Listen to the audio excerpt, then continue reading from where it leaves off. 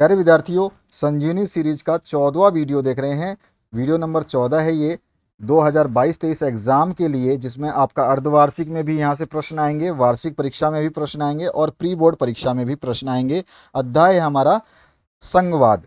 तो इस अध्याय के जो एमसीक्यू है उसको देख रहे हैं। इसके बाद में बड़े प्रश्न, छोटे प्रश्न सभी करवाए जाएंगे। जो ये वीडियोस हैं, अगर ये ज़्यादा वीडियोस आपके पास में हो जाएंगे इकट्ठे तो आपको देखने में बहुत ज़्यादा परेशानी होगी। इसलिए जब जब वीडियो अपलोड होता जाए तब तब आप एक एक वीडियो को देखते जाएं। लास्ट में केवल रिवीजन रह जाएगा तो रिवीजन आप आसानी से कर पाएंगे।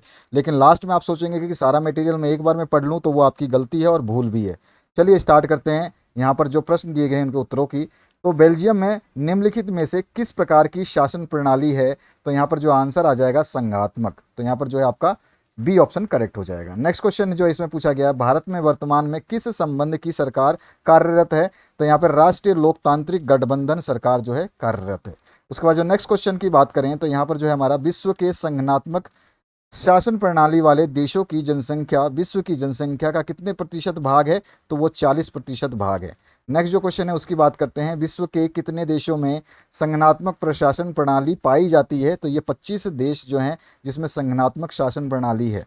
इसके बाद जो नेक्स्ट क्वेश्चन है, कौन सी विशेषता संघीय व्यवस्था से मेल नहीं खाती है? तो वो है शासन का एक ही स्तर जो है, ये विशेषता जो है सभी संघीय विशेषताओं से मेल नहीं खाती है व्यवस्था से। और निम्नलिखित में से किस देश में संघीय सरकार नहीं है? तो इंग्लैंड में जो है संघीय सरकार नहीं है, बाकी सभी में है। नेक्स्ट जो क्वेश्चन है, निम्नलिखित में से किस देश में संगठनात्मक शासन पाया जाता है? तो अमेरिका, भारत और स्विट्जरलैंड। अभी मैंने बताया ऊपर कि केवल इंग्लैंड छोड़ करके बाकी सभी में है। तो यहाँ पर जो ऑप्शन हैं वो सही है, उपरोक्त सभी हो जाएगा सही। नेक्स्ट क्वेश्चन है, निम्नलिखित में से किस देश में एकात्मक शासन पाया जाता है?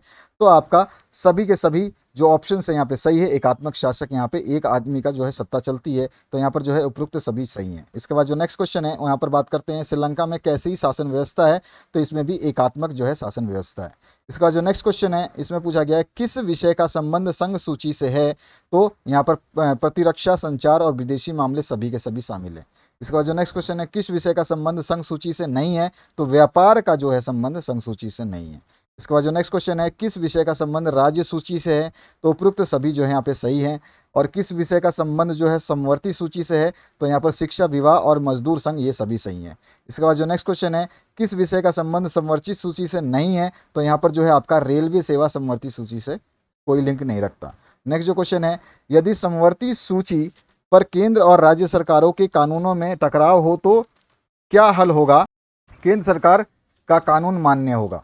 इसके बाद जो नेक्स्ट क्वेश्चन है, भारत में सरकार का कौन सा स्तर पाया जाता है? तो यहाँ पे सारे सरकारें होती हैं, राज्य, केंद्रीय और स्थानीय। तो उपरोक्त सभी जो है बिल्कुल सही है। और आपका स्थानीय सरकारों में जो ग्राम पंचायतें वगैरह सब आती हैं वो आती हैं, ठीक है, ध्यान रखना है आपको, नगर पालिकाएं वगैरह।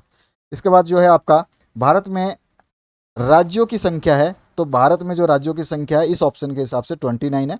इसके बाद जो नेक्स्ट क्वेश्चन है उसकी बात करते हैं, भारत में केंद्र शासित प्रदेशों की संख्या जो है 7 है, जो कि अभी जो है मॉडिफाई किया गया है। अगर ऑप्शन आपका चेंज होगा तो 8 हो जाएगा।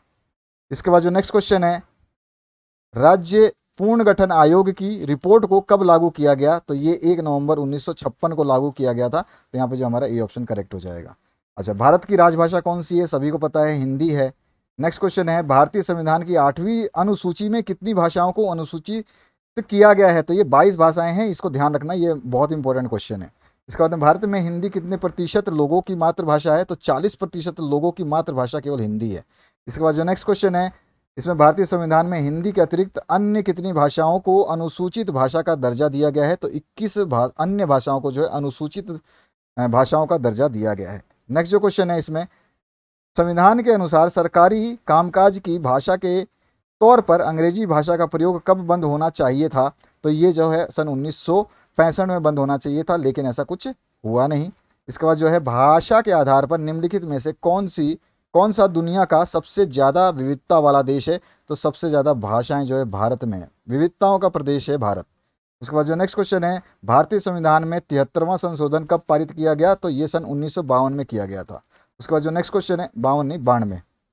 इसके बाद में ग्राम पंचायत के राजनीतिक मुखिया को क्या कहते हैं? तो उसको हम सरपंच कहते हैं। नेक्स्ट जो क्वेश्चन है, भारत में अपने परमाणु परीक्षण कहाँ किए? तो भारत ने अपने परमाणु परीक्षण जो है राजस्थान में किए थे। तो यहाँ पर जो है आपका सी ऑप्शन करेक्ट हो जाएगा। इसके बाद जो है, जो विषय किसी और राजस्थान में भी आपको पता होना चाहिए कि कहाँ किया गया है, ये जैसलमेर में किया गया है, आपको पता होना चाहिए। इसके बाद में जो विषय किसी सूची में नहीं आते वे किसके अधिकार क्षेत्र में चले जाते हैं, संघ सूची या केंद्र सरकार के अधिकार में। इसके बाद जो नेक्स्ट क्वेश्चन है, संविधान में स्पष्ट रूप से केंद्र और राज्य सरकारों के बीच विधायी अधिकारों को कितने हिस्सों में बांटा गया है, तो इसको 3 हिस्सों में बांटा गया है, हमें पता ही अच्छी तरह से विधायी है। उससे नेक्स्ट क्वेश्चन है आपका, ग्राम पंचायत के पंच के अध्यक्ष को क्या कहा जाता है, अभी बताया था, यह क्वेश्चन रिपीट हुआ है, सरपंच। एकात्मक शासन व्यवस्था से क्या तात्पर्य है, तो एकात्मक शासन व्यवस्था से तात्पर्य यह है कि इस व्यवस्था में शासन का एक ही स्तर होता है। इसके बाद जो नेक्स्ट क्वेश्चन है, नीचे भारत में शासन के विभिन्न स्तरों और उनके कानून बनाने के अधिकार क्षेत्र के जोड़े दिए गए हैं, उनमें से कौन सा जोड़ा सही मेल वाला नहीं है, ये आपको बताना है। जब आप इन जोड़ों को ध्यान से देखोगे तो केंद्र सरकार संघीय सूची जो है ये वाला जोड़ा सही नहीं है। इसके बाद जो नेक्स्ट क्वेश्चन है, सॉरी ये नहीं होगा, आपका डी होगा, आपका डी होगा, स्थानीय सरकार और अवशिष्ट शक्तियां जो है ये सही नहीं है, ठीक है, डी ऑप्शन करेक्ट होगा।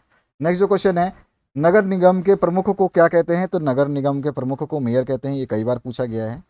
ऐसा दायरा जिस पर किसी का वैधानिक अधिकार हो, यह दायरा भौगोलिक सीमा के अंतर्गत परिभाषित होता है अथवा इसके अंतर्गत कुछ विषयों को भी रखा जा सकता है, कहलाता है, तो यह कहलाता है अधिकार क्षेत्र, तो बी ऑप्शन जो है करेक्ट हो जाएगा। नेक्स्ट क्वेश्चन है, भारत में विकेंद्रीकरण के पीछे बुनियादी सोच क्या है, तो यहाँ पे सारी सोचें जो हैं सही है, तो हमारा जो मुद्दा हो जाएगा ये, इसमें एक चीज़ है, क्योंकि यहाँ पे जो 3 पॉइंट दिया गया है इसके हिसाब से ये दोनों पॉइंट नहीं ले सकते, क्योंकि इसमें देखो अनेक मुद्दों और समस्याओं का निपटारा स्थानीय स्तर पर ही बढ़िया ढंग से हो सकता है। ये आपका विकेंद्रीकरण का जो है अच्छा सोचे, ताकि जो है लोगों को दूसरी जगह दूसरे राज्यों में या केंद्र सरकार के पास ना जाना पड़े, तो ये इसका ऑप्शन सही है, सी। इसके बाद जो नेक्स्ट क्वेश्चन है उसकी बात करते हैं, भारत में वास्तविक विकेंद्रीकरण की दिशा में सबसे पहले बड़ा कदम कब उठाया गया, तो ये उठाया गया था 1992 में। इसके बाद जो नेक्स्ट क्वेश्चन है, लोकतांत्रिक सिद्धांत को वास्तविक बनाने का सबसे अच्छा तरीका कौन सा है, स्थानीय सरकारों को अधिक स्वायत्ता दे करके, यानी कि उनको थोड़ा सा छूट दे करके। उसके बाद जो नेक्स्ट क्वेश्चन है, एक ऐसी सरकार जो एक से ज़्यादा राजनीतिक पार्टियों द्वारा साथ मिलकर के बनाई गई हो क्या कहलाती है, तो गठबंधन सरकार कहलाती है।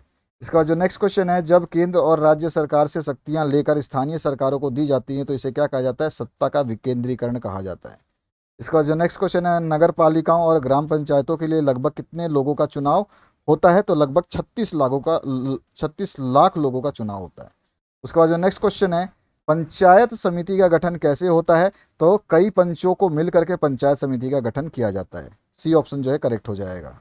इसके बाद जो नेक्स्ट क्वेश्चन है उसकी बात करते हैं, संघीय शासन व्यवस्थाएं 2 या अधिक स्वतंत्र राष्ट्रों के साथ लाकर एक बड़ी इकाई गठित करके इनमें दोनों स्वतंत्र राष्ट्र अपनी संप्रभुता को साथ करते हैं, अपनी अलग अलग पहचान को भी बनाए रखते हैं और अपनी सुरक्षा तथा खुशहाली बढ़ाने का रास्ता इख्तियार करते हैं, साथ आकर संघ मनाने के उदाहरण हैं।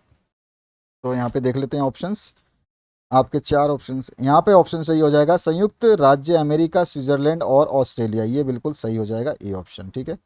इसके बाद जो नेक्स्ट क्वेश्चन बात करते हैं, संघीय शासन व्यवस्था के गठन बड़े देश द्वारा अपनी आंतरिक विविधता को ध्यान में रखते हुए राज्यों का गठन करना और फिर राज्य और राष्ट्रीय सरकार के बीच सत्ता का बंटवारा कर देना, इसका उदाहरण जो है हमें यहाँ पे सेलेक्ट करना है, तो यहाँ पे हमारा आंसर हो जाएगा भारत, बेल्जियम और स्पेन। इसके बाद जो नेक्स्ट क्वेश्चन है उसकी बात करते हैं, निम्नलिखित में से कौन सा विषय राज्य सूची में नहीं है, तो रक्षा जो है राज्य सूची में नहीं है, थोड़ा सा ध्यान रखना है आपको, ये सूची वाला क्वेश्चन आपको कंफ्यूज ना करे, बहुत सारे क्वेश्चन हैं इसमें। और कौन सा देश साथ लेकर चलने वाले संघ का उदाहरण है, तो भारत जो है सभी को साथ लेकर चलने का कार्य करता है। केंद्र सरकार और राज्य सरकार के बीच होने वाले विवादों का निपटारा कौन करता है, तो न्यायपालिका करती है, ठीक है, केंद्र सरकार और राज्य सरकार के बीच में न्यायपालिका जो है जज बन जाती है। इसके बाद में है आपका, भारत के किस राज्य को विशेष दर्जा प्राप्त है, सभी को पता है विशेष दर्जा में जम्मू एंड कश्मीर। उसके बाद जो नेक्स्ट क्वेश्चन है, स्थानीय शासन वाली संस्थाएं जो शहरों में काम करती हैं क्या कहलाती हैं, तो ये कहलाएंगी हमारी नगर पालिका और नगर निगम, तो ऑप्शन नंबर हमारा जो है डी करेक्ट हो जाएगा। बाकी आप लोग नोट्स ज़रूर डाउनलोड कर लें, ये नोट्स जल्द ही वहाँ से हटा दिए जाएंगे पीडीएफ नोट्स, तो आप इनको डाउनलोड कर लें। सभी चैप्टर्स के अवेलेबल हैं हिंदी और इंग्लिश मीडियम दोनों के लिए।